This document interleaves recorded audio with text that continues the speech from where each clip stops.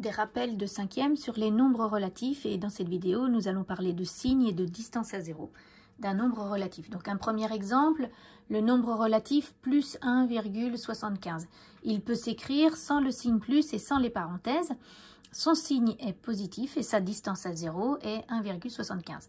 Donc si je positionne le nombre relatif 1,75 sur une droite graduée, il est bien dans les positifs, c'est-à-dire à droite du zéro, et il a comme distance à zéro la distance entre le point O et le point A de 1,75. Si je prends un deuxième exemple, le nombre relatif moins 4. Il est négatif et sa distance à 0 est 4. Donc le nombre relatif moins 4, il est bien placé à gauche du 0, il est dans les négatifs. Sa distance à 0, c'est la distance qu'il y a entre le point O et le point B. Elle est de 4 unités, donc c'est bien une distance, c'est positif. On continue, un nombre très particulier, c'est le nombre relatif 0.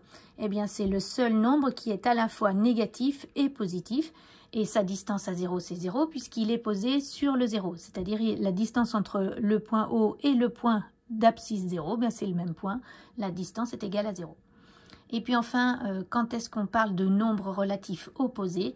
C'est lorsqu'ils ont la même distance à 0, 4,3, 4,3, mais que leurs signes sont contraires, c'est-à-dire un positif et un négatif.